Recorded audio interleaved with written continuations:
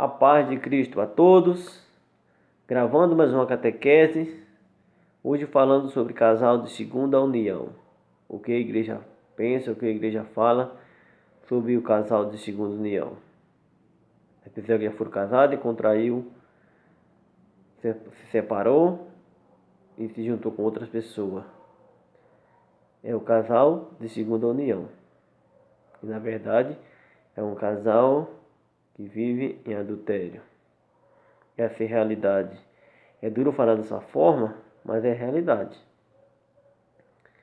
O próprio Jesus fala lá em Evangelho de São Mateus, capítulo 5, versículos 27 e 28. Eu vi que foi dito: não cometerás adultério. Eu, porém, vos digo: todo aquele que repudiar sua mulher e se juntar com outra, cometerá adultério. E aquele que olhar para uma mulher com olhar de cobiça, desejando e possuir em seu coração, já cometeu adultério com ela. Então Jesus leva a radicalidade mais ainda. O desejo de possuir já praticou adultério.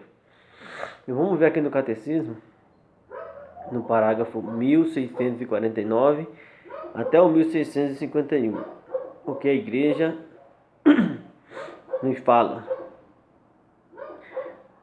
Mas existem situações em que a coabitação matrimonial se torna praticamente impossível, pelas mais diversas razões.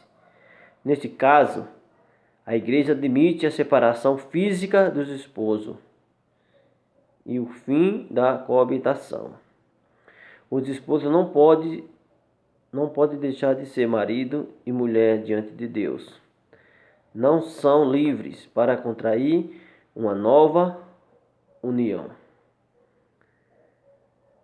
Nesta difícil situação, a melhor solução seria, se possível, a reconciliação.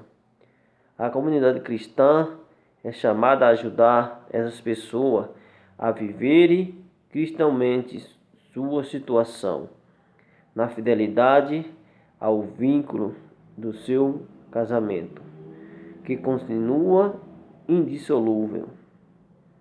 Veja, em caso extremo, a Igreja admite a separação física, mas o vínculo matrimonial entre marido e mulher continua casado, e até que a morte os separe. Então a Igreja permite a separação física, mas que eles permaneçam fiel um ao outro, vivendo a castidade. Aí você pode comungar, você pode confessar, você pode participar na igreja de algumas pastorais. Esse aqui é o parágrafo 1649, que a igreja está explicando. Agora vamos para o parágrafo 1650. São numerosos hoje, em muitos países, os católicos que recorrem a divórcio segundo a lei civis e que contraem civilmente uma nova união. A igreja, por fidelidade à palavra de Jesus Cristo, todo aquele que repudiar sua mulher e despojar outra, comete adultério contra a primeira. E se essa repudiar seu marido e despojar outro, comete adultério.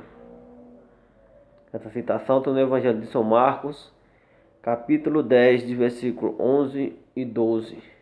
Afirma que não pode reconhecer como válida uma nova união se o primeiro casamento foi válido.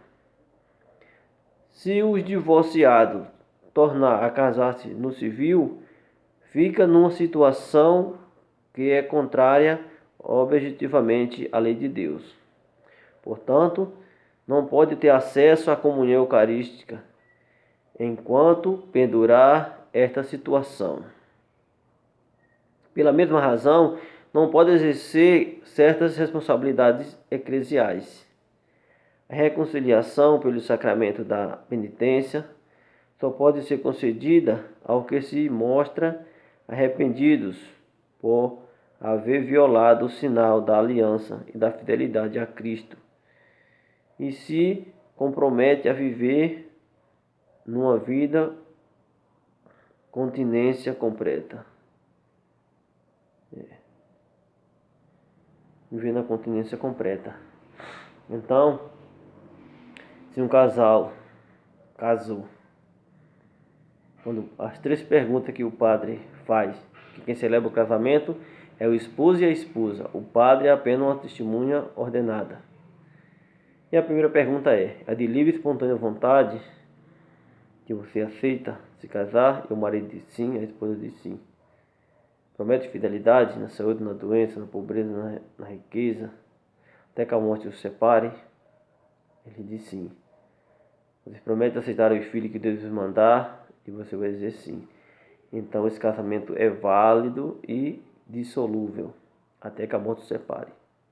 A igreja não tem mais poder de separar, nem o Papa, nem os bispos, até que a morte se separe. Então, depois, se acontecer um adultério, acontecer uma briga, ciúmes e outras coisas após essas promessas que você fez, não dá o direito de você se separar.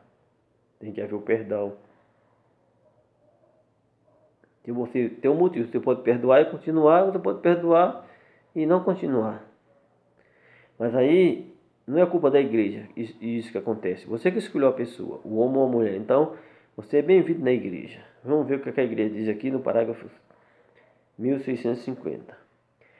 A respeito dos cristãos que vivem nessa situação, geralmente conserva a fé e deseja educar cristãomente seus filhos. E os sacerdotes e toda a comunidade deve dar prova de uma solicitude atenta, a fim de que não se considere separado da igreja, pois, como batizado, pode e deve participar da vida da igreja. Então você se preocupa muito com o que não pode, né? Não pode comungar, não pode confessar, não pode ser padrinho. Aqui não fala quais são as funções que você não pode participar, mas você não pode ser ministro da Sagrada Comunhão Eucarística, o ministro extraordinário, por quê? Tem que comungar, e o ministro ele não pode ser ministro e não comungar. Para ser padrinho também tem que dar exemplo. Tem que ter os sacramentos da iniciação cristã, que é batismo, confirmação e Eucaristia, e viver uma vida corretamente, de acordo com a fé da igreja.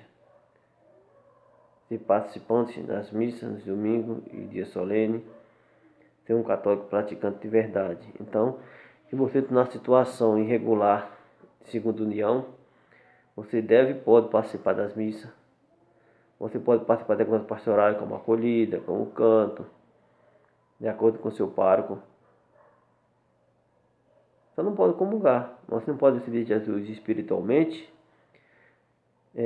fisicamente, mas você pode receber Jesus espiritualmente. Só que o casal de segunda união é um casal que vive em adultério. Em realidade, Jesus falou isso, bem claro. Falou isso para o fariseu.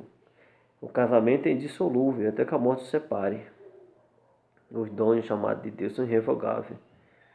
Está lá em Romanos 11, 29. Então você que casou, contraiu um casamento, separou por briga, por ciúme, você continua casado. Separou o corpo físico, mas o vínculo matrimonial, a aliança que você fez com Deus, com seu cônjuge, continua. Por isso tem que ter muito cuidado ao casar. Escolher pessoa para contrair o sacramento do matrimônio, porque até que a moça se separe. Briga, ciúme, traição, adultério, após essas promessas, não dá dissolução do matrimônio. Permanece casado.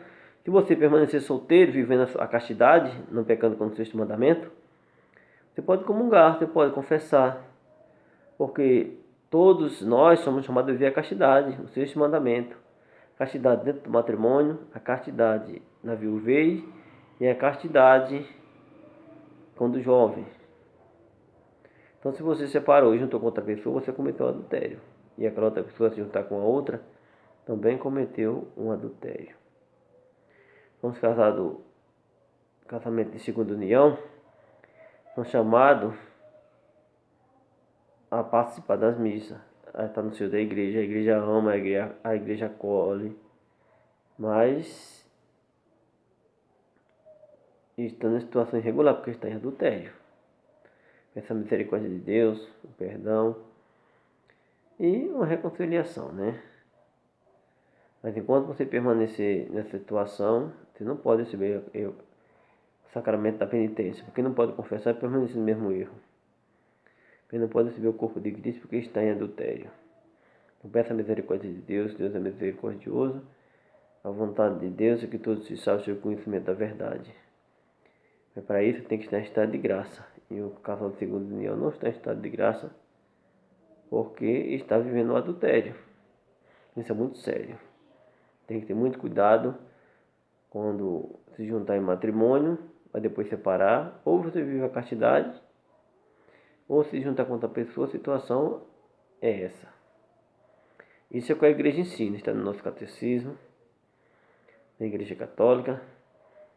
Também está na Bíblia, no Novo Testamento. Jesus leva a radicalidade, né?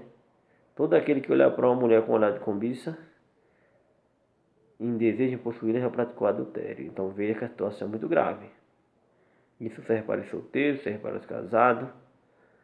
Muito cuidado com o sacramento do matrimônio. Casamento é coisa séria. A pessoa madura, a pessoa experiente, casam uma vida para sempre, até que a morte os separe. Então os casais de segunda união são chamados a participar da missa. Que muitos, quando acontece isso, que se separa fisicamente, bota a culpa na igreja, que a igreja é atrasada. Não, você mesmo que escolheu, você que decidiu. Então quando era para casar, a igreja era ótima, era boa demais. Casou, aí aprontou coisas erradas, aí separou, a culpa é da igreja, a culpa é sua. A melhor forma que tem é reconciliar-se um com o outro. Se praticou adultério, perdoe e volte. Se batia ou humilhava, faça um exame de consciência, peça perdão, se humilhe, volte para a pessoa que você ama. Que continua sendo marido e mulher, mesmo perto ou distante. Agora, quando a morte o separa, aí você está desligado desse compromisso. Amém? Espero que tenha explicado com clareza o que é o sacramento do matrimônio e os casais de segunda união. Não saia da igreja, permaneça na igreja em oração. A misericórdia de Deus é muito grande, mas não esqueça que Deus é misericórdia, mas também é justiça. Tá bom? Obrigado, que Deus nos proteja, nos guarde e nos abençoe. Estável e estou permanecer unido em nome do Pai, do Filho e do Espírito Santo. Amém.